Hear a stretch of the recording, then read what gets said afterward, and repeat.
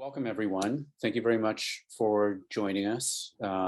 There's more than one meeting going on today, this evening, but we really appreciate people's interest in this webinar. I'm Scott Barstow, and along with David Peabody and Stephen Koenig, we, in the work that we do together to try and do what we can with people in Alexandria to address climate change in our built environment, refer to our collective effort as Build Our Future. So this is the third webinar that we've hosted.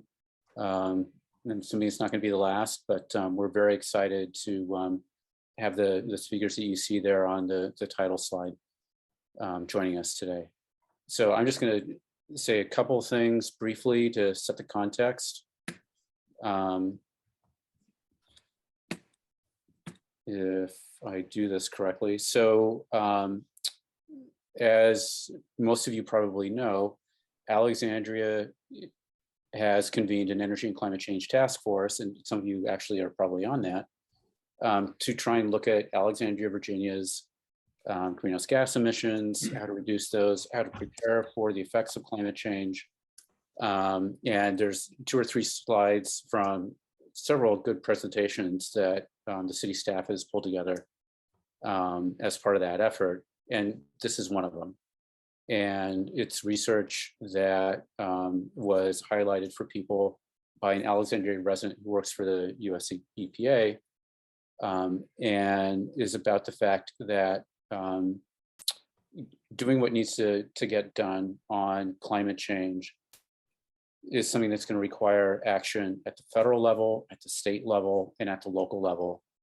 It's just not going to get done any other way. So as you can see from at least one study, getting down to something in the neighborhood of a 50% reduction in greenhouse gas emissions requires local action. And I would argue that given what's happening at the federal level, and as we've seen over the last couple days here, what might be happening at the state level, local action is extremely important and perhaps even more important than ever. And we also know, this is another slide from one of the city's presentations, greenhouse gas emissions in the built environment associated with energy use in our commercial and residential buildings makes up about 56–57% of our greenhouse gas emissions, the way we measure those. And I think that's stayed pretty consistent over the last several years for Alexandria. The particular jurisdiction's breakdown varies a little bit depending on the nature of the city, whether it's suburban, urban, but we're not going to get to our goal, which under the most recent version of the Environmental Action Plan is a 50% reduction by 2030. And that's the minimum amount of reduction we should be aiming for. We're not going to get there unless we address emissions in the built environment.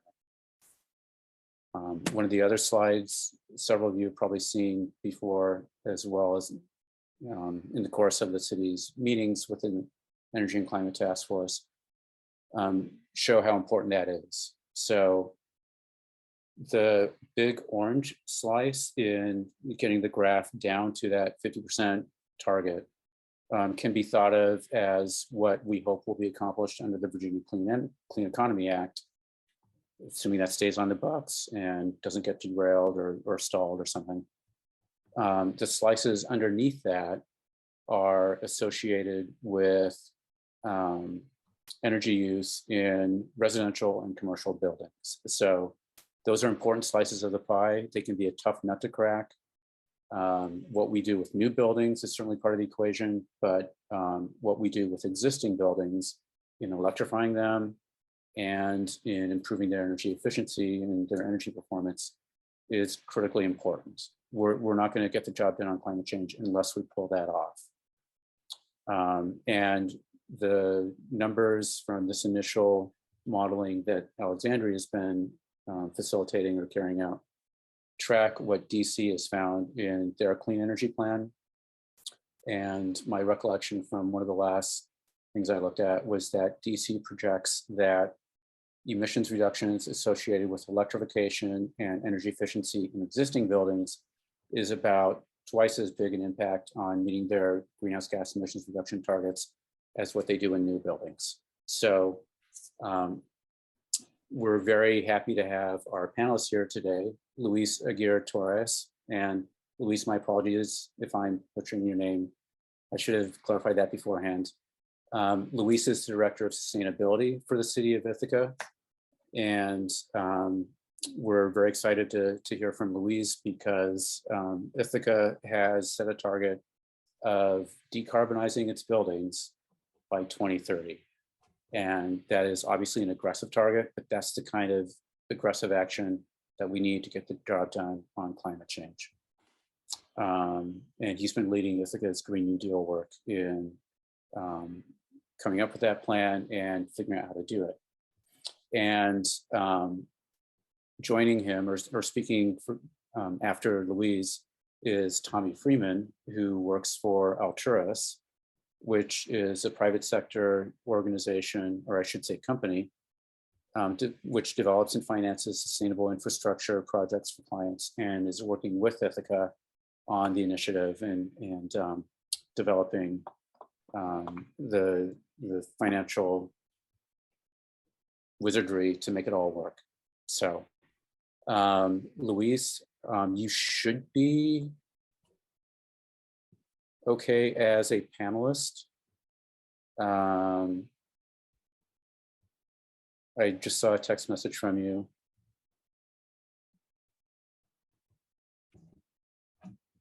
And if you can, try sharing your screen.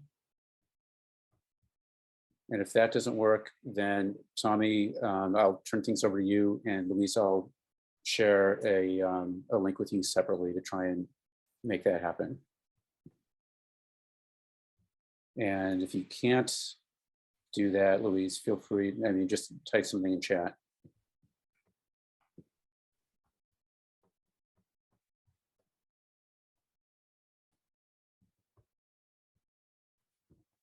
Nope. Okay. Well, let me stop sharing my screen, hide my video. And Tommy, if I could turn it over to you to talk a little bit about what the work that you and Luis are doing looks like from the perspective of, oh wait, Luis, are you, I'm sorry, people. Luis is a panelist. Okay. Luis, if you want to go first, feel free to start sharing your screen and take it away. Well, first of all, thank you very much, and I apologize. You know, every time that you have something like this is when everything fails, and it's been one of those days. You know, ever since I upgraded to Windows 11.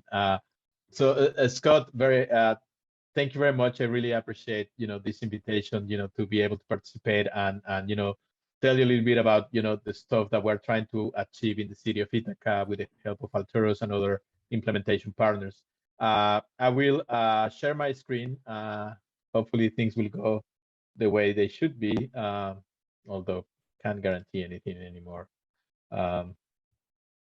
So I am sharing my screen.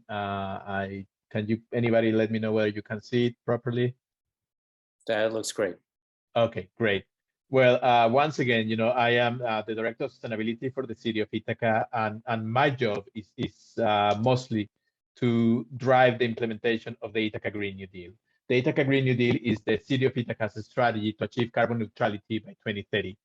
This was passed as a resolution in 2019, in June 5th, 2019, when the city basically committed to achieve carbon neutrality by 2030 and to meet the electricity needs, not only for the government, but for the entire city, from carbon-free electricity. And the idea is also not only to convert, the municipal fleet into electric fleet, but, to promote electric vehicles in the entire city. What happened was that, after 2019, things got complicated, with COVID, and there wasn't much activity. So it really was until 2021 when, finally the city of Ithaca decided to, do the first step in the implementation of the Ithaca Green New Deal, which was to hire a sustainability director, and that was me. and I just happened to be, moving to Ithaca around the same time. So then I became the sustainability director. The goals that we have for the city are very ambitious. And I remember, when I started working with the city of Ithaca, we were having this conversation about 2050 versus 2030. And I remember telling them, there's a reason why everybody's going for 2050. This is very hard. And, we need to take into consideration how technology is going to depreciate and how everything, but the mayor wouldn't have it. The mayor was, no, we need 2030. That's what we need to do. So then, became a project to first develop a strategy to really achieve carbon neutrality by 2030, and then make it implementable. So the distribution of emissions in the city is very similar to the rest of the world. This is actually a graph that's going around that everybody has seen probably, that talks about how emissions come out of different sources, but energy use is the number one source globally. In the city of Ithaca and in the state of New York, this is not very different. The state of New York, has, taken a role of leadership in terms of fighting climate change, and has committed already to do important greenhouse gas emissions reductions from different sectors. A lot of the focus has been on energy use, and energy use comes basically tackling transportation, buildings, and electricity generation. When we look more specifically at the city of Ithaca, because of the type of economy that we have, we can see that most of our emissions really come from buildings, about 40%. About 40% of our emissions also come from transportation, and 15% comes from electricity, from the electric grid. We are lucky. We are in a part of New York where our electricity is 85% carbon free. So, that is not the number one concern that we have here in the city. But then we have also other sources, such as, waste management, for example. Now, at the end of the day, what we needed to do was to identify cross-cutting strategies that could actually make a dent in this. So then, the job became, how do we define a proper strategy to achieve emissions reduction? And the first thing was, we need to change the approach. A lot of the time we've been looking at this, or at least the city of Ithaca have been looking at this entirely from an environmental perspective. But then there was the need to look at it from a social perspective. And then when we created the Office of Sustainability, we actually switched things around, and we decided that we were going to look at this strictly from an economic point of view, acknowledging that the type of economy that we have in the city has led to serious environmental and social consequences, same in the United States. So if we're going to look at it this way, then we're going to treat this as a market failure. So we needed to first identify the number of emissions that we had in the city, and we needed to identify the areas of the economy that were primarily responsible for these emissions, and then identify the specific solutions that we could implement to fight this. So, we did some modeling. We actually did not perform a protocol-based greenhouse gas inventory. We actually did modeling, and we based a lot of our assumptions on information that we had, from the city, but also modeling tools from Princeton University and Stanford University. And we came up with 400,000 metric tons of CO2 equivalent as an estimate of the number of emissions that we had in the city.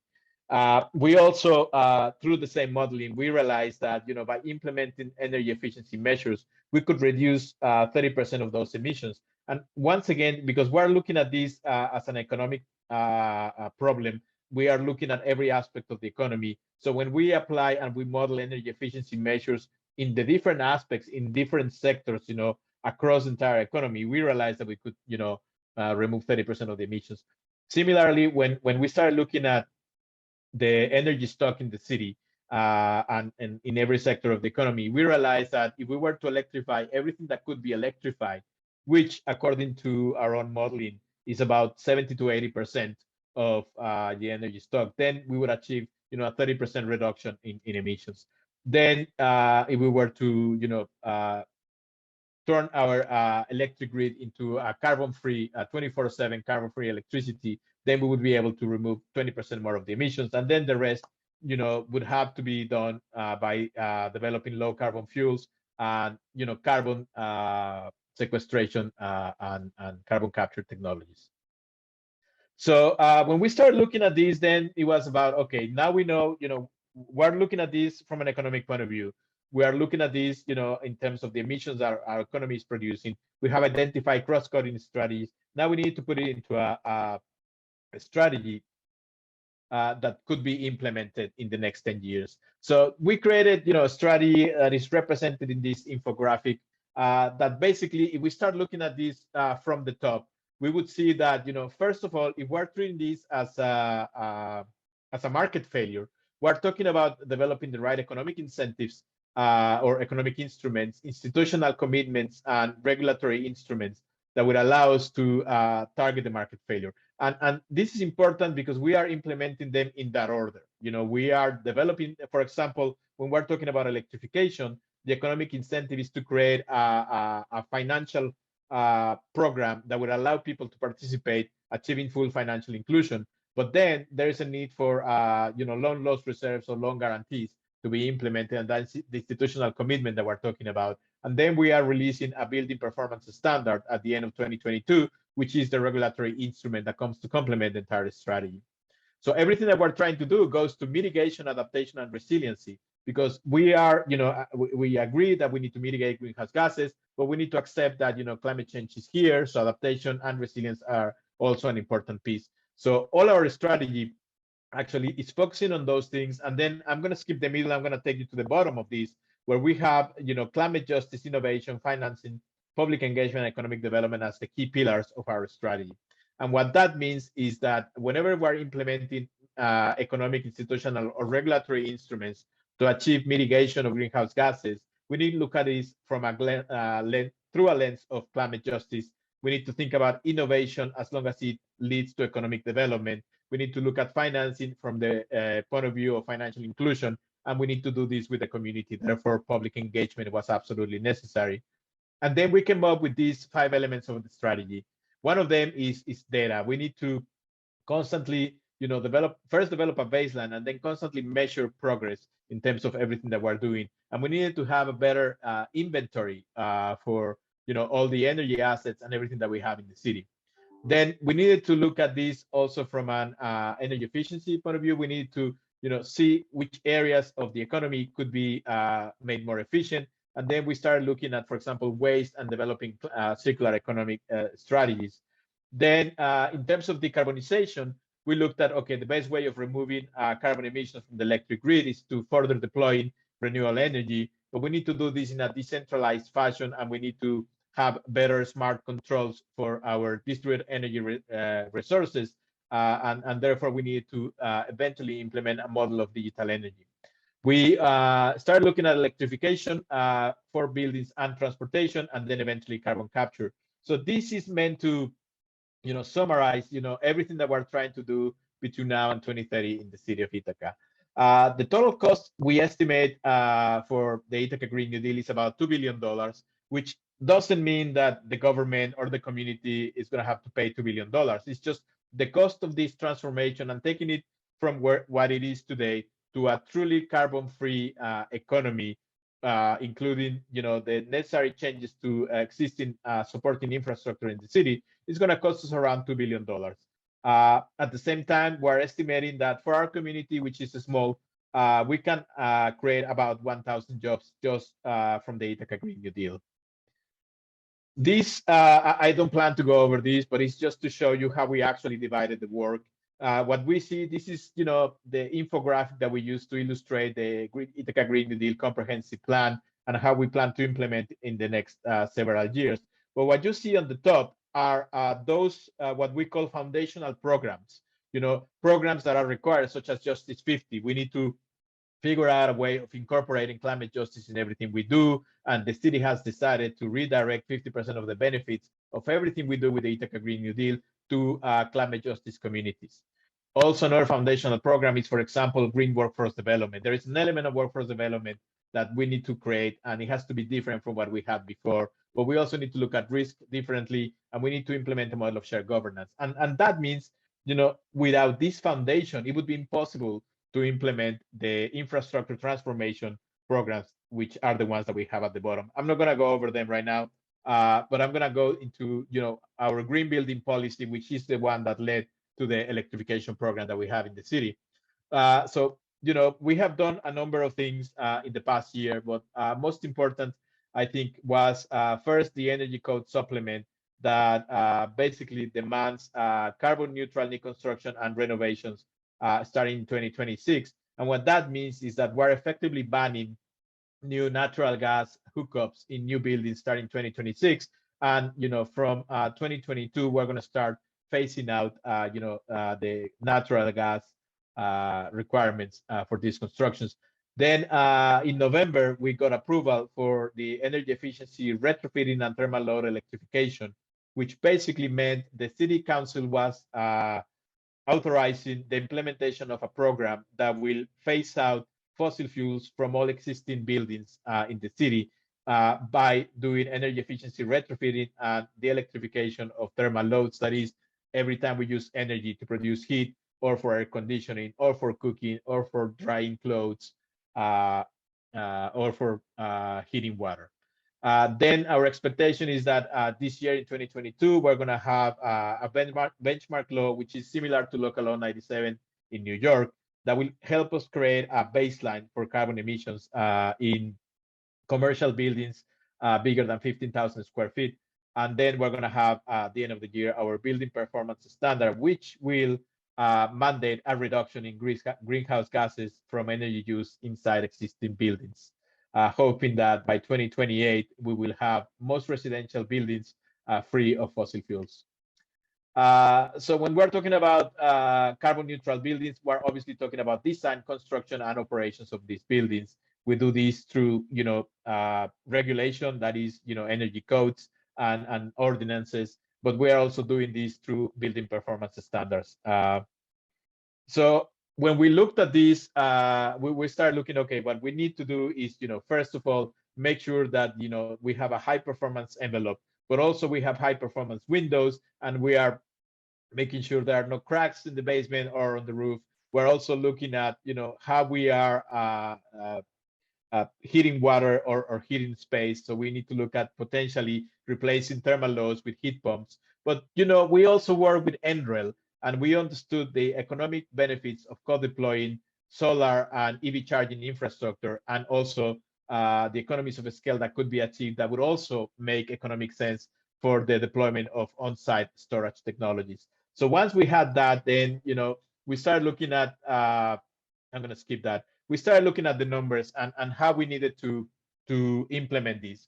We saw that, if we were to continue with business as usual, it would definitely, from a CapEx point of view, the moment we needed to replace a heating system, for example, it would be less expensive if we were to stick with natural gas. There's an average increase in single family buildings of about $18,000 if we wanted to go all electric. And even, for some single family units, we could see that there would be an increase in energy costs in some cases. In the case of commercial units, we see, a decrease in terms of OPEX, which also was extended to, when we were talking about multifamily buildings, either relying on natural gas or fuel oil, we saw that, we could actually achieve energy savings. And what this means is, given the cost of natural gas today for a single family unit, single family residential unit, it would be difficult to achieve savings unless we take other types of measures. Also, the cost in every case, the CapEx that is needed to make this happen, it turns out to be higher than what we actually anticipated in the city. So we needed to be creative in terms of what we were going to do. So we decided to create a program that will rely on, external financing, that is private investors, to help to upfront the capital cost of the electrification of the city, the building stock in the city of Ithaca. And we decided to do this, and at the same time, given the economic analysis that we did, to take advantage of, co-deploying all of these technologies. So we were focusing on not only retrofitting, but we're also, looking at appliances. We were looking at, replacing thermal loads, deploying photovoltaic systems, and having bi-directional electric vehicle charging systems. So we had an RFP that we released in August last year. We had 4 consortiums that responded to the RFP, at the end, one of them was selected, and I will get into details about that. This RFP was for the energy efficiency retrofitting and thermal load electrification program that basically, was going to have the different stages. It was going to be looking at performing energy assessments, then determine the level of building intervention and envelope intervention that was needed, and the replacement of thermal loads. Then adding to that the addition of rooftop solar, also and energy storage and EV charging infrastructure, and then doing this considering our climate justice implementation guidelines that will require redirecting 50% of the benefits to climate justice communities. The challenges that we faced, which are similar challenges that you would face in Alexandria and many other places, is the potential cost in the case of Ithaca was single family units could be between $5,000 and $35,000. And that meant that just for residential, we needed about $400 million to do the entire city. From an economic point of view, it doesn't make sense all the time when you are doing this to replace natural gas. So there is a need, for example, to develop a different a pilot program for a demand-based rate, for example, in order to incorporate heat pumps, and then that way get a different rate that would allow us to go, to have a favorable rate compared to natural gas.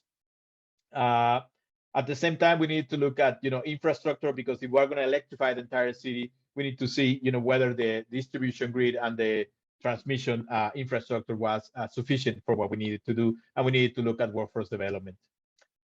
In terms of workforce development, just a very quick note about that. There was the recognition that everything that we're doing in the city, is going to lead to the creation of 400 jobs, perhaps maybe 1,000 at the end of the 10 years. But then we don't have the right workforce. So we had the idea of creating a green jobs corridor. And this green jobs corridor will interconnect the cities of Rochester, Syracuse, Binghamton, and Elmira, having Ithaca at the center of it. And basically, by coordinating with them, we could actually make use of the workforce that currently exists in these cities to come to Ithaca and do, learning on the job, and then participate in apprenticeship programs, so they can eventually go back to their own cities and develop local workforce development programs. This is, one of the elements that we don't talk too much about, but I think it's one of the most important ones. In terms of how we intend to bring people to participate in this program, this graph, it may seem more complicated than it actually is. What I want to show is that we don't expect everybody to participate in this program at the beginning. We actually expect that about, what you can see on your screen on the right side is about 34% will actually, because of political ideology, will not participate in this program. So we are honestly not even bothering with that part of the population. We also expect that about 15% of the population will be willing to participate in this, mostly because, they already have Teslas. They already are part of this economy. So they are looking for a program that will enable this for them. So we are not necessarily targeting them. They will come almost on their own. So we are making this program as efficient as possible by targeting only 50% of the population. And 50% of the population, in this case, we're talking about half of those will be climate justice communities, and half of them would be people closer to the median income. And what that means is we get the right incentives from the state to bring a financial program that is affordable and inclusive for low-income communities, then we would have the incentive already embedded in the program, and they will be able to attract low-income communities to participate in this. Then the trick would be to get about 25% of the population for whom we need to have a financial product that will make sense to them. We estimate that people around the median income would be willing to pay a 1 to 3 or 3% percentage interest to participate in the program. So these were the numbers that set out the the overall outreach strategy to get people to participate. I'm going to skip that. I want to show you, this is the core of our program, and we created this graph to illustrate how we plan to implement this program. So initially, what we had was a bell curve that describes more or less what our community is like. Then normally we were looking at this and having a program, and we saw that through different mechanisms we could actually implement a program that will give us perhaps a 4% interest rate. But we wanted to actually, change that. We wanted to, first of all, if we're going to rely on, outside capital for this, then, a lot of the effort that we could do locally was risk mitigation. We needed to provide some sort of credit enhancement so we could include people of low income. We needed to create a large enough portfolio to create one economies of scale, and on the other, diversified enough portfolio so the probability of default would be actually very low. We needed to create long-term certainty with a program that will stretch all the way to 15 to 20 years in order to also guarantee cash flow for the implementation partners. We are looking into forms of municipal billing, and we're doing this at the same time we're doing community choice aggregation that will enable a form of municipal billing, providing more certainty, therefore reducing risk. And then we were looking for a long-term lending program. At the same time, we were looking at taking advantage of state, federal incentives and rebates. And the way we're looking at this is, if we have a pool of private money that comes to finance the overall program, if we were to consolidate state, federal incentives, that would effectively, represent a reduction in the cost of capital by applying this in a consolidated way to the overall program. And then in the city of Ithaca, we decided to create the Ithaca Electrification Fund, which basically does,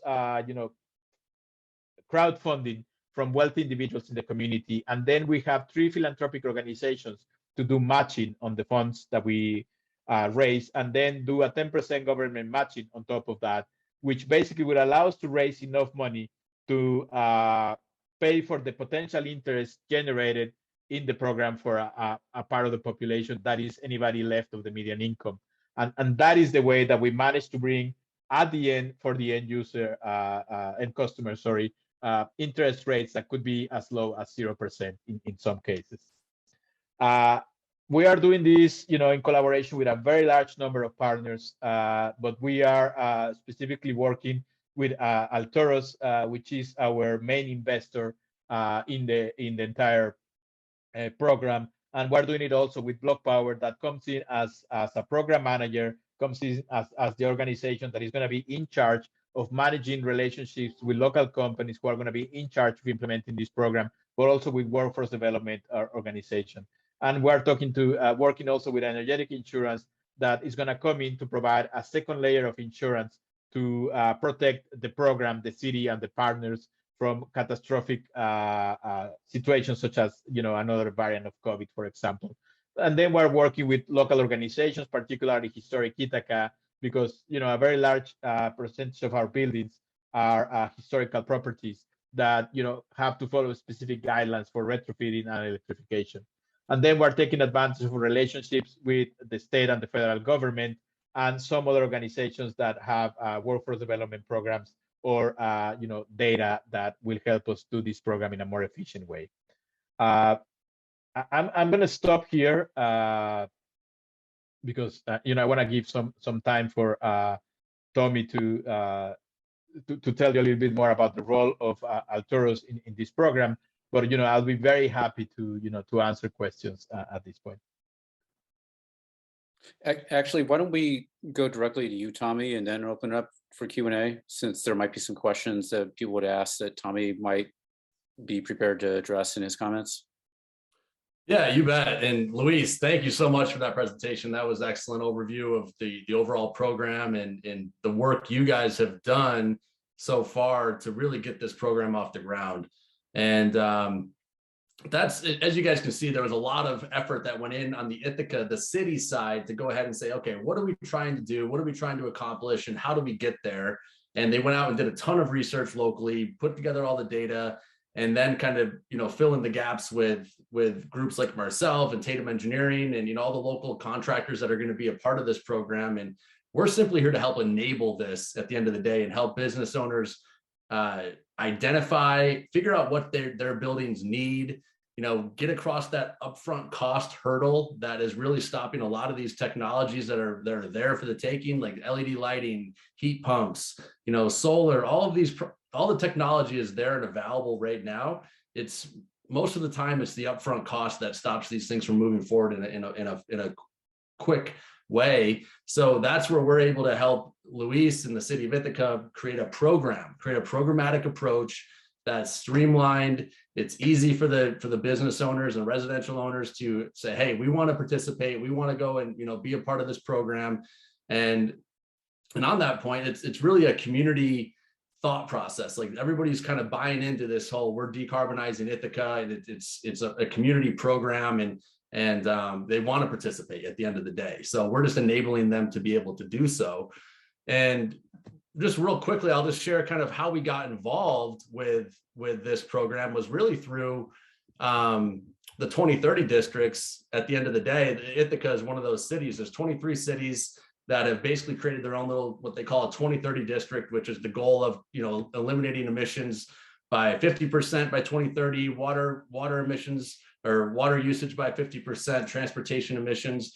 And, at the end of the day, there's still that need for the business owner or the homeowner or the property owner to actually have to come out of pocket and fund all of these technologies up front, which is, again, still one of the major blocks in the road for mass adaptation of all these technologies that are available. So through our program with Ithaca, we basically said, hey, we understand commercial and industrial buildings. Block Power understands residential, multifamily, and we can come together as a group to go and implement these technologies and roll them out quickly, streamlined fashion, allows customers to say, hey, I need a heat pump, I need insulation, I need windows, I need a lighting upgrade.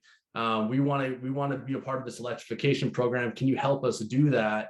And we have the systems in place to be able to use local contractors, create local jobs through this program, and enable the local economy to basically feed itself and support itself through this program. We're just providing that pathway to get this thing up, kick-started, and allow people to go through it.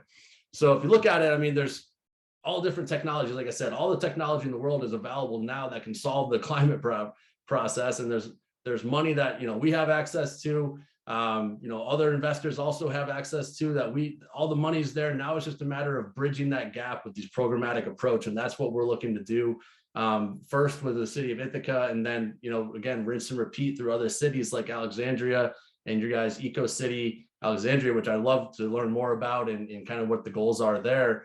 But it just enables these companies and property owners to just opt in basically and say, hey, we want to do it. We don't want to spend the $50,000, $20,000 million or whatever it might take to retrofit our building, but we would love to do it in a way that eliminates that upfront costs, keeps it in a payment plan basically that is cost neutral to them, so it doesn't necessarily cost them anything more. Those are the types of things that we are hoping to assist here with. And just a quick background on Alturus, we've got $3 billion dedicated capital. We've already deployed over $2 billion in renewable energy, EV infrastructure, energy efficiency projects. And, we have that expertise. And again, now from a city standpoint, where you have a building stock of, in Ithaca, there's about 1,500. In the city of Alexandria, there might be 5,000, commercial buildings.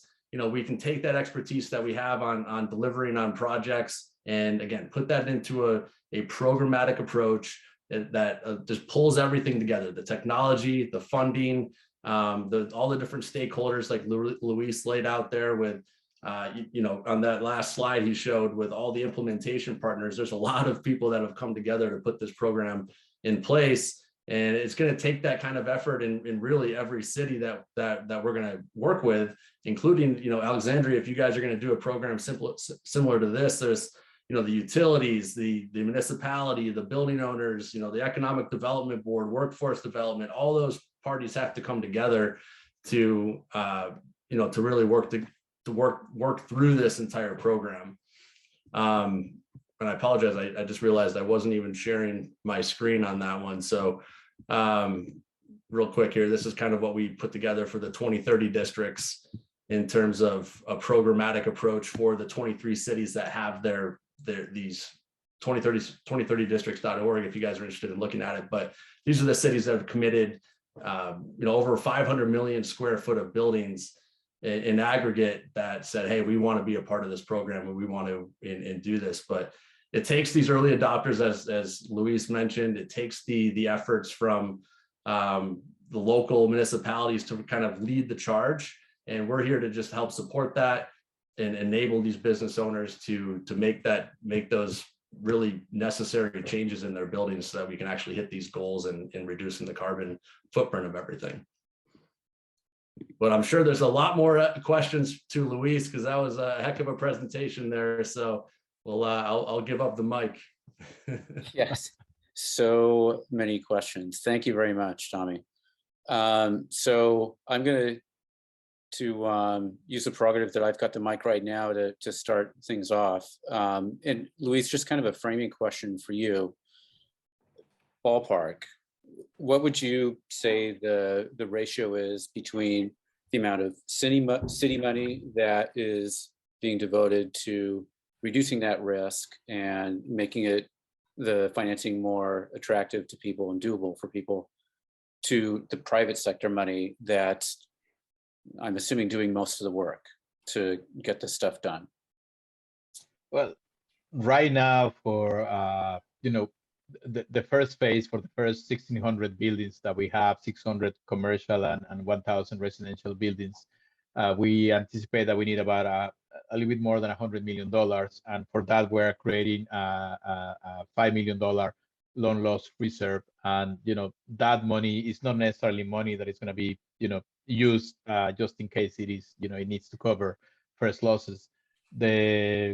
So that is the amount of money that is being committed. The city of Ithaca itself is right now only paying for the insurance policy to create a second layer of insurance and therefore protect against catastrophic losses. So, that investment, which actually is optional, to reduce risk of the overall program, it could be, depending on how you define the policy, but it could be between $500,000 and $1 million there. So, the city of Ithaca is really right now, $500,000 in, and that, together with the loan loss reserve from the state of New York, managed to unlock $100 million. And so what I would say is, in this case, we're making a very efficient use of state and local funds, because it's giving you a 1 to 20 impact in terms of unlocking financial flows. Thank you. And kind of a similar framing question for Tommy. In one of our previous webinars, we were talking to a developer who said that the way he makes it work this was Jonathan, I'm blanking on his last name, but a developer who built a passive house apartment building, one of the largest passive house buildings in the US at the time, who said that customers don't want to pay more for a green building, but they don't expect to pay less either. And you can take the upfront costs of making it more energy efficient and defray those by consistently making money on the energy costs that you save from that point forward. Is that similar to how Alturus and other companies like yourselves get involved in this and make it work financially for you? Yeah, so I think from that perspective, if they were to build an apartment complex that was not as energy efficient, then there's going to be higher utility bills on the back end. So at the end of the day, they're going to pay for that one way or another, whether that's maybe in a little bit higher rent and lower utility bills, or lower rent and higher utility bills. If you look at, from my perspective, if you look at, like, if you're spending $200 a month on, your house overall utility bills, that's $200 that you could redirect to a solar system if you wanted to finance a solar array or other efficiency technology. Like, that's money that's already going to be spent. And now we're just enabling a way to say, hey, instead of sending your money to the utility for dirty electric or natural gas, if that's we can come up with a program for your home to make it more efficient, allow you to adopt renewable energy, for example, and keep it cost neutral. So it'll cost you the same to adopt renewable energy or more efficient technology as it would to just kind of remain the same and not do anything in your home if you kind of look at what you're currently spending. So from a developer standpoint, they can spend that money up front to make the building more efficient. And yes, the customer may not pay more in terms of in rent, like they said, but the utility bills are going to be lower. And we actually have ways, as well on the new construction side of things to help the developers offset a lot of that cost as well from like an energy as a service perspective and kind of, take some of that initial upfront burden off of them as well. But at the end of the day, it's going to be paid for one way or another, whether it's in higher utility bills or in a more efficient building. Gotcha. Thank you. David, go ahead. Yeah, is this, Tommy, is this really based on the fact that you can put these costs out over 30 years where the homeowner can't, so that the payback for solar, for example, might be 15 to 20 years. You all can take that on, whereas plus you've got the efficiencies of scale because a lot of homeowners are doing it, and it's a coordinated effort. Is that the incentive for you all to be able to afford to be able to do this?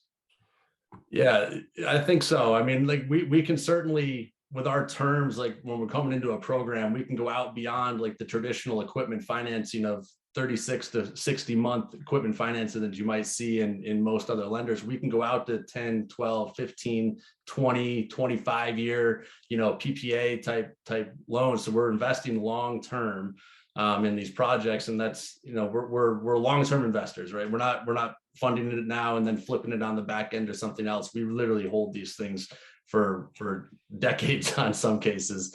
But that's the idea is if we can spread out a $30,000 upgrade to a home over a 20-year payment, then that's going to be very minimal compared to what it might be over 5 years or 7 years, or if they had to put the 30,000 up and expect to just kind of recoup that investment over time via the savings, that's going to take a long time for them to do that. So it's not it's hard to get people to spend $20,000-$30,000 on a home improvement that they can't really tell the difference right away, but you're exactly right. I think is we can take that project cost and spread it out over a longer term and make it really make sense financially for a homeowner or a business owner.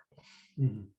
So I assume I assume I'll stop there, that Property Assessed Clean Energy is part of this, either CPACE or an RPACE program, or do you have it set up so that it works even without being able to use that across the board? Well, Luis, I'll let you take that one because I know CPACE is not available in Ithaca like it is and might be in Alexandria, for example. But Luis, I'll let you take that one if that's okay. Well, I mean, you covered it already. We are not using PACE. We're not considering PACE. The reality is that the city council, I mean, not formally, but strongly encourage the sustainability office not to rely on PACE to finance the electrification program, mostly because it's linked to the property, and we needed to create a program that will not scare people into participating. And that was at least the vision of the city council. So I believe that there are some experiences like in Florida, for example, where you had some horror stories, but PACE properly implemented, it is a helpful tool in many places. We did not use that in Ithaca. Okay. Kind of related to that question, before I get to a couple of good questions that people posted in the chat. So what is the process for communicating with homeowners about the project goals and funding for the retrofits, particularly if you're not able to say, look, just use this PACE program? How are you driving the adoption? Well, part of what we needed to do was to make sense of these. The numbers needed to make sense for people. And as I mentioned, they don't always make sense. There is a possibility that, you're going to have a building that uses fuel oil right now for heating, and then, the replacement for an electric heat pump would make sense. There would be economic sense in that. And if you have the right financial product, like the one Tommy's talking about, at the end of the day, it's a very low cost that if you extend to 15 to 20 years, at the end of the day, it has a positive business case for the building owner. so a lot of the time it's about communicating these benefits, but it's, when you tell them, financially this is positive, they're gonna, people will not go for it like that. So what we decided to do, we created 3 groups in the city. One of them is a group basically putting together a ranking of buildings based on demographic information and access to landlords. That's basically the information that we're putting in. There is another group that is looking at archetypes of the different buildings and, in which situations it makes economic case or not. Basically, a database of, of whether it makes or not economic sense. And then we have another one that put together, it did 3D energy flow modeling that basically allows us to, more or less forecast the energy profile before and after retrofitting of every building in the city.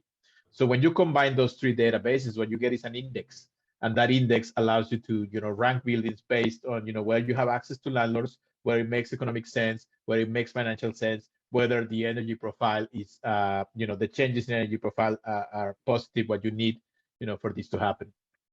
So once we have that, and given that, you can assign more or less weight to, access to landlords, access to building owners.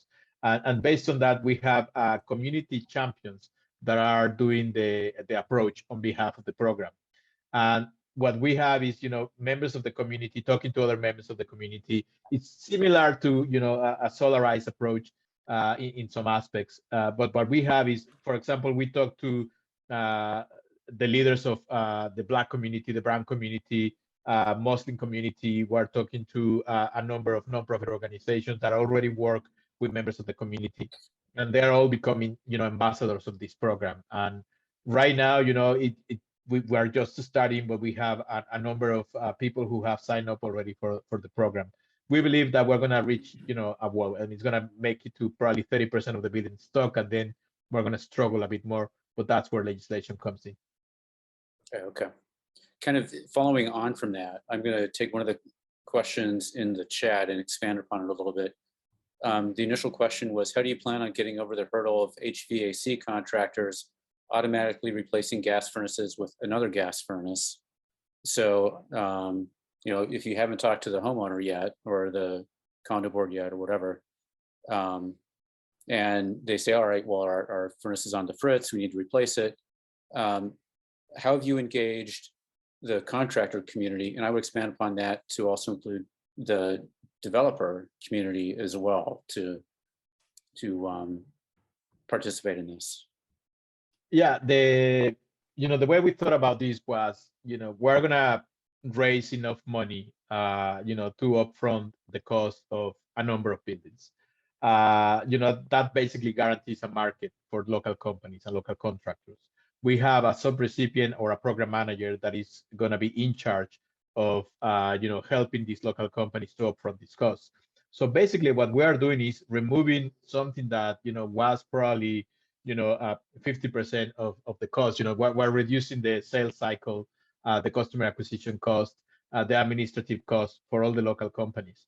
So they will find, and we have seen this already with some local companies, they find it more profitable to work with us and to be part of the program. And they get access to finance, through this that they didn't have before.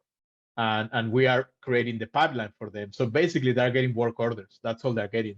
They don't waste any time convincing anybody, selling. We are actually doing negotiations on their behalf, with heat pump manufacturers, with solar developers. So at the end of the day, they are just coordinating the last part of the job. So that makes it much more profitable for them. So it's all about, making business sense for them. That makes sense. Luis, what is the role of block power? Could you talk about how block power interfaces with your city government, and what kinds of things they coordinate and what kinds of things the city is coordinating? Yeah, the program is modeled after the federal guidelines for the implementation of the American Recovery Plan Act that basically stipulates that if you are going to give money directly to any recipient, you need to perform a risk assessment and then you need to demonstrate that this organization is able to handle federal funds. The alternative to that, according to the federal government, is finding a sub-recipient entity that has experience managing federal funds and with whom you do the risk assessment on behalf of everybody else. So we created that intermediate layer as a sub-recipient. So instead of having federal funds, we have private funds, but they go to the sub-recipient, and then the sub-recipient is in charge of managing, the financing facility, managing the relationship with the companies, and assigning the work to these companies. They are also in charge of supply chain and negotiation with heat pump manufacturers and technology providers. And they do that under the supervision of the city of Ithaca. The city of Ithaca is working in coordination with them and with Alturus on workforce development programs, on the implementation of climate justice elements of the program. So for the most part, is the actual implementation, is mostly the operation of the program. There is a program management fee, obviously, but also there is the possibility of guaranteeing at least 20 to 30% of the market for the program manager. So they can also come in and benefit of that. But we set a cap because the idea is that at least 70 to 80% would be local companies, and therefore it's a local workforce taking on this project. Right. As you're describing this, I'm picturing multiple gears intermeshing in a just beautiful way, and I'm not sure I could draw them if you gave me a pad of paper, but I'm not sure anybody could right now. We as Tommy mentioned, we showed the implementation partners, and we chose to show probably 12, but we are like we had an event with all the implementation partners and local organizations, and there were about 67 organizations involved. So it is complex, and it's a bit of a nightmare also to put together, but at the same time we're learning and we're making it more efficient as we make progress. One other question that was in the chat, I think is a really good one, is asking if there is any attention being given to deep energy retrofits, and if that's a central part of the reaching the goals that you have. Microgrids, district energy planning, direct current, any of that stuff, kind of a little bit more formally planned type component to this? I'm glad you asked. Yeah, there is. The thing is, we're promoting a complete transformation. Just if you look at electrification and you think about retrofitting electrification of thermal loads, and then the co-deployment of solar storage and EVs. And then if you think about the need for flexibility, and you think about the need for energy efficiency and energy conservation, then you are talking about the makings of a virtual power plant, and that is the end game. The city of Ithaca by 2030, we are hoping it's going to be a virtual power plant with a series of interconnected microgrids with behind the meter and behind the fence distributed energy resources. And it's not about because normally we think about energy in terms of demand, but when you are having a virtual power plant, you think about supply. So the end game is to have software around the city that would allow us to manage energy supply from distributed energy resources in order to minimize energy imports into the city. And so the goal is to make the city, I always say, and people make fun of me for saying this, but it's the electric city of the future, but also making it as efficient as possible. So yeah, the answer is yes, we're working on all that. I've got a kind of a difficult question for me anyway. If you had a grid that was not 85% renewables in the state of New York, but you had a grid that was closer to 20% renewables in the state of New York, how would that change your approach to getting to decarbonization by 2030?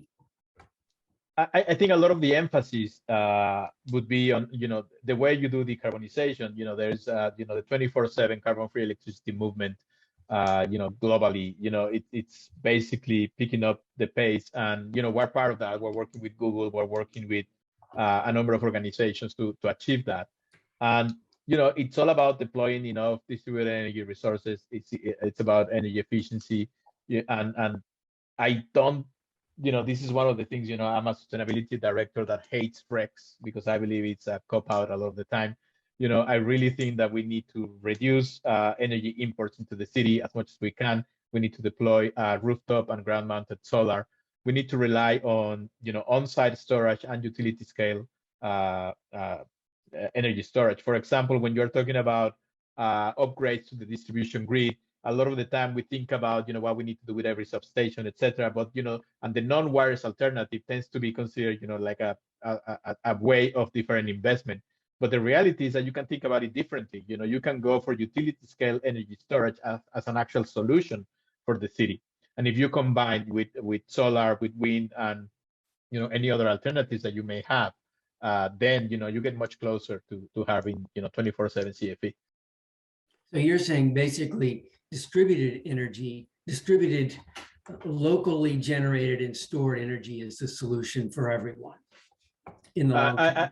Yes, and for example, in the city, we have the wastewater treatment plant that it's quite advanced. We have a couple of biodigesters, large scale, and we are in the process of developing a pilot program for a pyrolysis system that will generate hydrogen as a byproduct of the pyrolysis.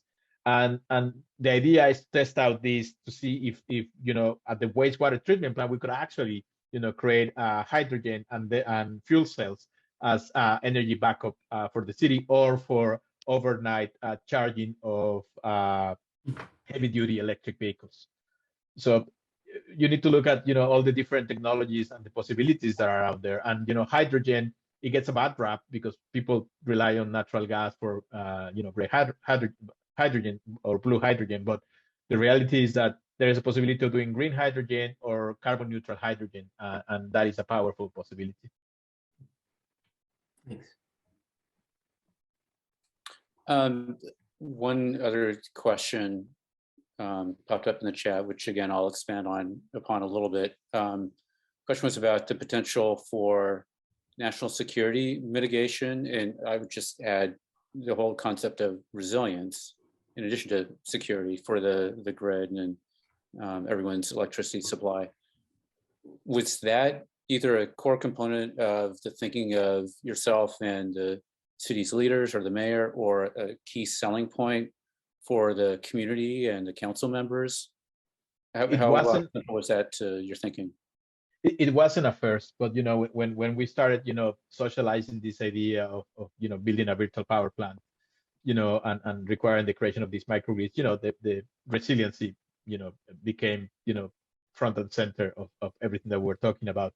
Obviously, before we're talking about weatherproofing our infrastructure and resiliency from a climate change point of view, but then we started thinking about it in many other ways, and so right now hopefully we'll start soon a program to do the analysis of undergrounding a lot of our electric infrastructure for resiliency purposes. Because if you think about it, and this is funny, there was this study done in Texas, in Austin, I believe, that was, what is the cost of undergrounding infrastructure? And, when you have embedded natural gas infrastructure, it's extremely expensive. But if you switch off natural gas in the city, as we plan to do in the city of Ithaca, then it becomes less expensive, because then you can dig pretty much anywhere. And then you can start, undergrounding infrastructure. I think, I don't know if this number is real, but what I heard from somebody involved in this study was that 30% of the cost was associated with the need to avoid natural gas pipes. And so if you don't have that, then there is a possibility that you can make it much more affordable, and then it becomes part of the program. So I'm hopeful that you are going to identify different ways of increasing resilience and security for the grid. And I kind of feel like we should have asked this question earlier, but given the kind of goal of having Ithaca be its own energy utility, what is the current energy utility serving the city and your part of the state? Have they been part of the discussions on this, or are they a willing participant, kind of a, well, hands off, or how has that relationship looked? Well, it didn't look very good at the beginning, to be honest, but now we're best friends, we're getting drunk together every Friday. No, we are really having a lot of collaboration. I'm really meeting the planners from distribution planners from the utility, which is NICEC, Avangrid in New York. And, they understand that this is the way things are going. And, in our case, we're also fortunate because it's the same utility company that does natural gas and electricity. So what we're asking them to do is to consolidate their business model into electricity. And right now, that is, working out. But eventually, as we deploy more solar and we start deploying more, large scale solar and energy storage in the city, our dependency on the utility company is going to be less and less. But right now, for example, what we have is that in average, all the circuits in the city are at 65% capacity, which means that, we can get to probably 30 to 40% of our goals without actually needing to upgrade the distribution infrastructure in the city. But if we don't do that, and if we don't deploy enough distributed energy resources, then there's going to be a need to make very serious investment in upgrading the distribution grid in the city. We are actually working under the assumption that we're going to have to do that, and that's the way we engage the utility company. But we needed to do that at the same time we engage the state government and the Public Service Commission. So, all four of us, sat down and started talking to the utility company about what is needed. And, they do understand. I mean, they get a bad rap, but to be honest, they're cool. We're working with them and they're helping us understand what our options are. And very, I really love the collaboration that we're having right now with them. Excellent. Well, we're, I think, right around an hour. David, if you have any other questions to ask, please feel free. Tommy, if you want to have anything to add, and if not had a chance to talk, feel free to jump in. But other than that, I think we should probably conclude and let people get the rest of their evening back. I think if anything, I would like to, Tommy, I don't mean to put you on the spot, but I believe that, the way you've been describing, energy as a service, as a possibility for, commercial and industrial customers and all of that. I think for us in the city of Ithaca, we were looking at, different investors, different engineering firms, and I think Alturus came in as the best possible solution from a financial, from an engineering point of view. And, Tommy, I don't know if you want to talk about that a little bit before we go. Yeah, no, thank you, Luis. I think to just simplify it, all of these technologies that we're talking about really do pay for themselves, especially when you combine financing, right? Like the savings that are generated from implementing these technologies at a building by building level, really, they open up savings that are now able to be paid for, to help pay for the financing aspect of it. And it all just covers itself. So we're there to help really guide the process of, each building owner is saying, hey, like, what is your specific need? What makes sense in your building that we can help implement and drive as many savings as possible that are really just going to pay for the overall loan product, I guess, if you will, or the as a service product is as you save, you pay, right? So we're trying to make it as simple and painless as possible for these building owners to jump on board. But at the end of the day, all the technology's there, all the money's there. We just need to be able to combine them and, make it or combine them in a fashion that allows these technologies to roll out at no cost, essentially, from what they're currently spending today. That's really how we're trying to participate and drive these things forward. Excellent. One last question. How does this look for the citizen of Ithaca? I mean, is there a storefront where you just have somebody can walk in and get all this information in one place? You go to City Hall for this? How do you make this tangible and real for the citizens so that they can, and businesses, so that they can take advantage of it, of all of these synergies that you're talking about? Well, that's been a nightmare. And that really has to do with, local government being, at the end of the day, local government, limited in terms of budget. And COVID has been, a kick in the gut, really. It's been very difficult. So we have relied very heavily to the point that, we do 3 a week town hall meetings we advertise, we're going to be talking about this on this link tomorrow, and people come. We had some where we had 70 people, and we had some where we had 3. But not only us, we have another organization that is talking about this, called Building Bridges. They're going and talking to people about this. They're having their own Zoom meetings. We have a program called 1000 Conversations, and every Wednesday at noon on the 1000 Conversations channel on YouTube, we talk about something related, not necessarily just electrification. So what we're trying to do is to, use word of mouth for the most part, rely on local community champions and organizations to spread the word. And at the beginning, there was so much misinformation, so much. And we try to, we're in the process of building the website, but we haven't gotten authorization to release the website because it has to follow a process internally. And this is one of those things that really I need that, but we do. So eventually we'll have, the website, and the Block Power is gonna already committed to acquiring 2 buildings in the city. One of them is gonna be to showcase all the technologies, and the other one is gonna be the headquarters, where they are gonna also provide information. We're gonna set up in the local community centers, where people can come in person, get information, sign up. There's gonna be 2 websites actually, Block Power and the actual program's website, where people will be able to sign up also directly. That's really great. And this is just so inspiring to us down here. And I just want to thank you for giving us your time and inspiring us like this. It has not been disappointing at all. No, thank you.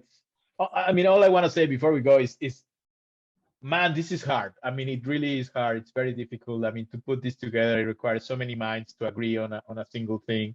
And then the people from the city council behave the way they should, to protect the city. So it made us demonstrate that this would work, that this will not mortgage the city in any way, that nobody will be hurt if this fails. So it made us think about a ton of things. And now that we're in the middle of implementation, we have the support of the community, of the leadership, but at the same time, we have a lot of pressure to do things right. And we're discovering new things every time. And I think if you ask me in a year, maybe we look very different from today. But I think we're very happy to share with everybody who asked, all our learnings and everything that we are, developing as we go along. Well, thank you so much for sharing it with us. And thank you for figuring this out and paving the way for everyone else. So we really, really appreciate it. And for anyone who's still with us, we'll share the recording and the slides as well. So with that, I think we are done for the evening. So thank you all again. Thank you guys, appreciate it. Thank you.